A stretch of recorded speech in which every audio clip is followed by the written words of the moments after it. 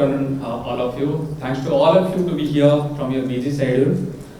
Thanks to Express Pharma to organizing such an event, such a knowledge platform where we can learn a lot and we can also share the latest things and latest development in the market. We are part of Beckman Coulter Life Science. So Beckman Coulter, as you know, is a Danaher Corporation company, and you might know that other of course like Paul, Sykes, all are like our sister concerns working under the umbrella of Danaher Corporations. So Beckman Coulter is a technology provider which can help you in your day-to-day work. So where it can help you for your innovations, and it can help you perform your work, your optimized work, and also to monitor the end states in the quality control process in your everyday life. So before starting this, I like to tell you what we are going to.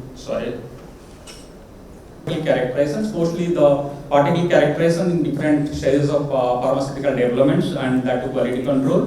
That's the first part. And the second part we'll discuss about the advanced application of centrifugations. That's my colleague Kalpesh will discuss after me. So let's discuss about different technologies what Beckman Coulter is using in pharmaceutical formulations. So when we're talking about any pharmaceutical formulations, we have a complete solution starting from very initial stage when you're using water. Water is a very critical part. You might have pharmaceutical water like purified water and water for injections. And to test that, you are using TOC analyzers. So we are having online TOC analyzer which can provide you online results of TOC continuously. Moving ahead, when you are going to any formulation preparations, first things you are getting is your raw materials and the different excipients and APIs. So at that time, you like to find out different characterization in terms of particle size, whether is it matching as per the vendor specifications, is it as per your range. So Beckman Coulter is having laser diffraction based particle size analyzer and also Coulter counter based particle size analyzer, where you can find out different distribution, statistics, and various things as per your need. Moving ahead, if you are going for sterile formulations, so in the sterile environment, you need a clean room. So we are providing clean room monitoring systems. It's like a particle counter and AR as per ISO guidelines, where you can classify and monitor your clean rooms. Then if you are going for a formulations of liquid injectables, and you like to find out the particulate matter testing before releasing to market, the particulate matter as per USP 788 or 787. So we have the liquid particle counter to find out the particulate matter of QC release products. And another important thing you might say for your stability batches and also in the final release is what is the zeta potential of your products, so that you can find out the stability of the formulations, how long and how the expiry date can be calculated. So along with this, we'll go one by one. So first thing is the facility monitoring systems, which is generally the clean room monitoring systems. So we have the Anatal range particle analyzer, where you can find, you can classify and monitor both your clean rooms. Mostly this is for your parenteral facilities and sterile formulations also. This why you are monitoring the clean room, you know, as per the ISO guidelines, we have to find out how clean is our room. There are different classifications, what should be the filling area, what should be the packing area, and different areas as per the ISO classification. So accordingly, you have to use the particle counter in air, and we are pioneer in that field. So the advantages of this technology is it is completely paperless. So earlier, like you are taking a thermal printout, you take that, you take a photocopy, you make some entry in Excel sheet. Now it is completely paperless. So everything is like 21 CFR recorded, and you don't have to do any manual steps for this. And if you are using online particle analyzer, like if you have a big line, you have to use different particle like analyzers across the line. So you can connect everything through LAN to a common software, and in the server room, a person can sit and can monitor the entire facility, how is the clean room working across the factory by sitting at in a single room. Moving ahead to formulation characterization and stability. So if you look like different technologies available for particle characterizations, but in pharma industry, particle characterization is a major challenge still now also. You talk about generic medicines, you talk about recent innovations also. In generic medicine, many times we are unable to compare the innovator size, and also in innovator molecules, it's very, very difficult to find out why it is varying. Is it aggregating? Is it an instrument issue? Is it a product issue? So there is always a confusion on that, and lots of discussion happens on that. So to provide the support in this, Beckman Coulter is having three solutions, three technologies. One is laser diffraction based particle size analyzer, another is Coulter counter based particle analyzer, and the third one is dynamic light scattering and electrophoretic light scattering based particle size analyzer, which can do nanoparticle sizing and zeta potential. So let's look at certain application studies, specifically what we are facing day to day. So emulsion is quite familiar formulations, and most of the people earlier it was like micron emulsions. Now people are moving for nano emulsions. So there is a little confusion, like can you do a proper study of emulsion particle characterization using a laser-based systems, because both the phases are liquid. Can the laser scatter properly? Can I get a proper result? So technologically and principally, yeah, we can find a scattering of laser. When it is moving from one liquid media to another liquid media, at the surface it will scatter when there is a changes in refractive index. If it is solid, it is a changes in refractive index. Also, like if it is passing from water phase to oil phase, when there is an interaction, you can get a scattering. So for emulsion particle size analysis, laser diffractions can be used. And the instrument what we are using that can do both nano and micron particle size analysis in a single run. So how this can help you? Suppose you prepare a nano formulations, that is suppose around 500 nanometer, and you put in stability batches, or in the formulations you found that some particles are in micron range.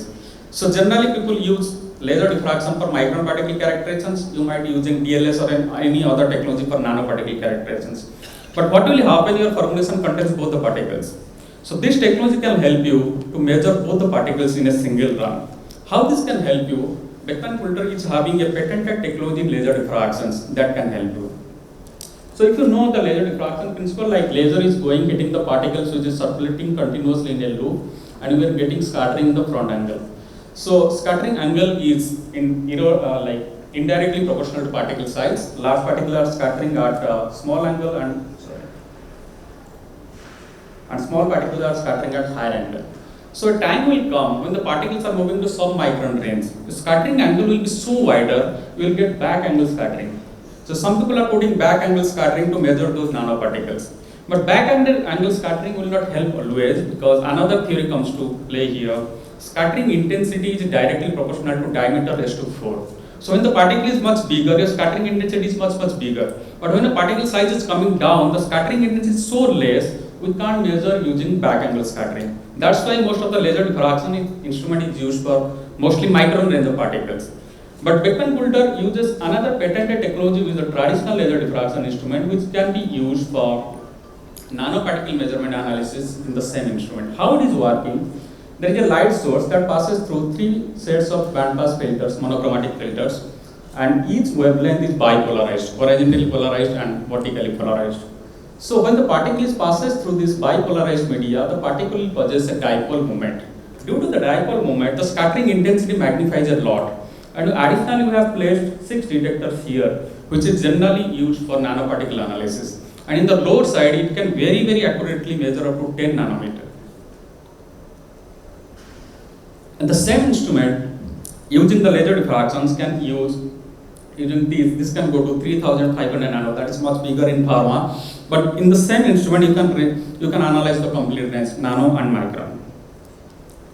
So moving ahead, if you see the resolutions of the instrument, how resolution is important and how it can help you. More the number of detectors, you can get much more resolutions. And this is helpful, like if you have aggregations. Many times you are not finding the aggregation because your peaks is starting from 1 point and ending at 1 point. You are not getting a resolution at all. So if you look at this data, this is a tri-modal standard of 80 nanometer, 200 nanometer and 500 nanometer, a niche traceable standard. And in the nano range, you can find out such a good resolutions where the particles are quite clearly separated. And if the same result you are analyzing in a very less resolution instrument, you may get single peak or bimodal peaks. So how these resolutions will again help you? We can find out very clear distinctions, not only if you have an outlier, aggregates, you can find out the resolutions in the outlier also in the aggregations peaks. Similarly, you can find out the bimodal distributions or trimodal distributions, the peak, the broadness of the peak. If you can find it is starting from very small nano range and it's going on to micron range. The same analysis you can find out the complete range. This is one of the problems I think most of the peoples are facing now, even if I'm also interacting most of the peoples. Like most of the formulation in NDDS now you have a polymers. And the polymer, you like to find out the percentage of API in your formulation. So in that case, when you are going for a particle size distributions, you are starting one point and ending at one point, and that is like a mix of everything. You have APIs there, you have excipients, you have polymers, everything there. So is it possible to separate out those? It's not possible always because it is a completely overlap, but sometimes you can take the help of technologies in terms of resolutions to separate those peaks, like API peaks can be separated. So just for example, what we did here, sorry. So if you look at the finished formulations, so it's starting from here, it's going, if there is a small peak here, then it is going up and coming down. And we compare with the placebo. So the placebo does not have any API, so in this part is a very flat and it is going up. Here it is a single model distributions, and this part what we are getting here, we are thinking that this is a API peaks in the formulations.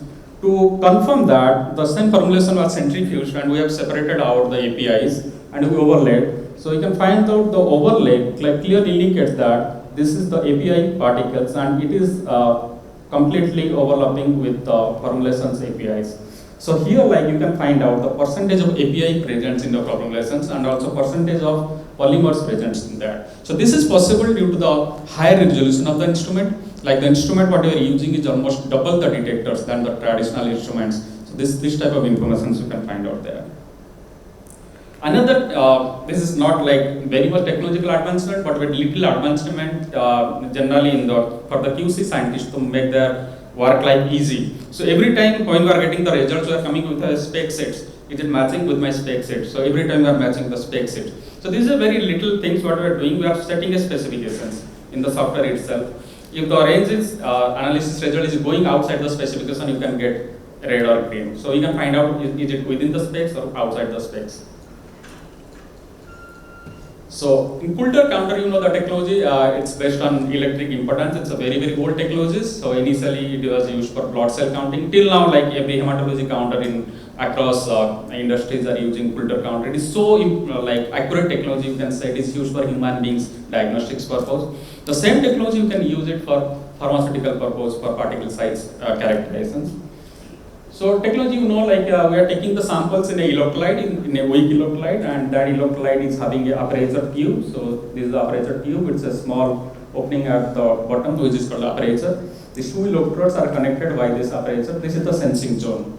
So we are putting the particles here and we are applying voltage. So we are applying voltage, the particle will pass through this. When the particle is passing through the aperture, it is replacing its equivalent volume of electrolyte, which is creating a resistance, and that resistance pulse is directly proportional to your particle size. So the technology is very similar what we are using earlier. Let's come to the applications. So Coulter counter is not that much famous in pharma, but there are lots of applications which is already established and can be done. So this is already recommended in various pharmacopoeia for the drug release, mostly the fat emulsions. So here you like to find out the outlier of the particles. So in laser-based system, what happens, you can find out the distribution starting from one point and just closing at one point. It is very, very difficult to find out the outliers. In Coulter, every particle has to pass through the aperture. So when you have very, very less number of particles which is outside the outlier, you can find out it very quickly, very clearly. So that's why this is used to find out, mostly injectable, to find out the bigger particles. As per the regulations, it should have a lesser number of particles, more than 2 micron and so on. So moving ahead, when we are talking about the NDDS, where you are using various polymers, your particles are now getting fragile and you have very, very sensitive particles. So in laser diffraction and all other technologies, like the samples undergo a conditions where the particles rotate continuously. That medium or that environment will not be suitable for the drug stability. The particles may break during analysis. In Coulter counter, there is a very, very gentle mixing happens to the sample during analysis. Even if you can do the analysis without mixing the particles, if it is not settling down. So that it will maintain the sample integrity in terms of samples like particle size and aggregations, so that it can be used very well for your NDDS formulas like liposomes, niosomes and others like polymeric particles, which there is possibility that it will break if the environment is not supporting the analysis. So moving ahead, Coulter counter is also very good for biological formulations like proteins and others, which is also fragile. So where you can find out The advantages here is that Coulter counter can be used not only for qualitative measurement, this can be used for quantitative measurement. In x-axis you can find out particle diameter, and in y-axis generally in particle size analyzers we are getting volume distribution like volume percentage or number percentage. Along with volume percentage and number percentage you can find out the concentration that is in terms of number per ml or volume per ml. So which is very important, like you can find out how many particles are there, you can find out the distributions or what is your volume distribution and number distribution, even if you can find out how many particles are there in any micron range, 1 micron, 1.5 micron, 2 micron and such as. The resolution is so good, the x-axis can be split into 400 channels. So even if there is a very less changes in volume or particle size, which is very required, sometimes we are doing certain changes and there is a very minute changes and very difficult to notice. That can be found out using Coulter counter technology. So this is also used in different formulations, also in vaccines. So there you can find out, like in x-axis you can have particle diameter, and this is number-based distributions. Y-axis is number percentage, this is the volume percentage. So you can find out volume distribution is always right skewed and the number distribution is always left skewed, and you can find out in different concentration ranges. So when you're talking about how accurate and how repeatable is the Coulter counter, it's very good repeatable, like accuracy and repeatability wise, we can go to, even if in 20 runs you can find out the CV is less than 10% range. So I can say that Coulter counter can be used if it is, you are using already a regulated product, is already mentioned in the Pharmaceutical, or you can start using in the formulations development where there is small changes in the process can be noticed using these technologies.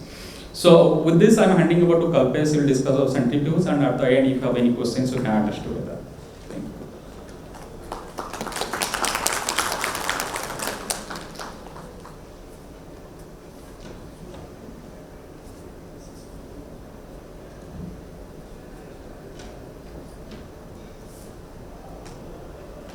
So I'm just quickly going to introduce some of the applications where the audience sitting here could be interested to know.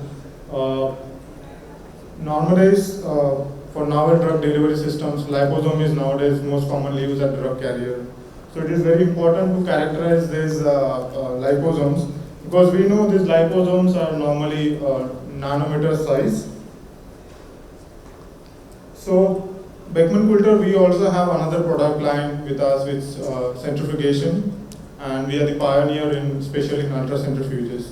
So normally you can use ultracentrifuges to physically separate out these liposomes, and you can do a drug entrapment studies, like how much portion of your drug has been actually entrapped in liposomes and how much is in free form in your formulation. So that way, using our instrument, you can actually calculate the mass balances for drug entrapment studies. So this is where one area wherein we have seen a lot of uptakes from pharma people, especially developing formulations based on liposomes. Similarly, if you are working with nano systems like nanoparticles, microparticles, we have seen ultracentrifuges as invariably a very significant role in terms of separating and purifying these specific nano-sized particles for you, so that you can do a further analysis on these specific particles. Other than this ultracentrifuges, we have a very specialized technology called analytical ultracentrifuge. It is actually an these are the range of ultracentrifuges which we have right now. Nowadays, pharmas are moving towards more of a peptide-based drugs, like synthetic peptides and all that. So we do cater a technology which is quite unique in nature, and now FDA has regulation on using that technology for characterizing those peptides, basically for looking at the aggregation level of those peptides in particular formulation. So we have a Beckman Coulter, we have a very proprietary technology into this area which can be useful to characterize your peptides or formulations in actual native conditions. So this is called, what we have is analytical ultracentrifuge. So actually it is a very high speed ultracentrifuge with optics built inside, like UV spectrophotometer to actually read down your particles. So this technology can help you to characterize your synthetic peptides, or in case if you are working with protein-based drugs. And before we actually looking at the time constraint, we want to wrap it up quickly. So before we wrap up our presentation, I just want to show this small AV to actually make you feel how this technology actually works. Ultracentrifugation, or AUC, uses a specialized ultracentrifuge with optics to enable the live monitoring of macromolecules in solution under native, biologically relevant conditions. Capable of detecting particles at low concentrations with minimal buffer constraints in a matrix-free environment where no standards are required. An AUC is a specialized ultracentrifuge equipped with absorbance and interference detection systems. The inside chamber contains the rotor and the optic systems, including the lamp, reflector, lens, and photomultiplier tube. A centrifuge cell containing the sample is placed in the rotor for analysis. A variant of the centrifuge cell, a double sector cell, enables reference materials to be placed in a cavity alongside the sample, allowing the absorbance of the solvent to be corrected. The instrument spins the sample under vacuum at a set temperature and speed up to 60,000 RPM, measuring an optical density or a refractive index along the cell radius over time to provide insight into particle conformation, structure, stability, and interactions with other biomolecules. In AUC, centrifugal force is counteracted by buoyant and diffusion forces. The direction of sedimentation is opposite the center of rotation, as illustrated by this section of the centrifuge cell. Two types of experiments are typically performed using AUC: sedimentation velocity or sedimentation equilibrium. Sedimentation velocity is performed at high speed. The high speed depletes particles away from the center of the rotor and creates a pellet at the bottom of the cell. Each line on the graph represents a wavelength scan. As the protein sediments towards the bottom of the centrifugation cell, the wavelength flattens. The distribution movement over time is used to calculate the sedimentation coefficient, diffusion coefficient, effective mass of solute components, shape, and molecular weight of the particles under study. Sedimentation equilibrium is performed at lower speed, so it does not create a pellet at the bottom of the cell. Simultaneous sedimentation and diffusion forces produce a gradient across the centrifuge cell, and an equilibrium is reached when the opposing forces reach a balance. The data is plotted as sample absorbance versus radial distance from the center of the rotor, where the slope of the curve provides information on complex molecular weight. The distribution movement over time is used to calculate the molecular weight and homogeneity of the solution under study, as well as association constants and aggregation states. AUC can be used for characterizing proteins, nanoparticles, peptides, polymers, micelles, liposomes, drug conjugates, and viral payload, among many others. To learn how AUC can put a new spin on your research, please visit the Beckman website. Thank you. Thank you. And with a round of applause, I know there's an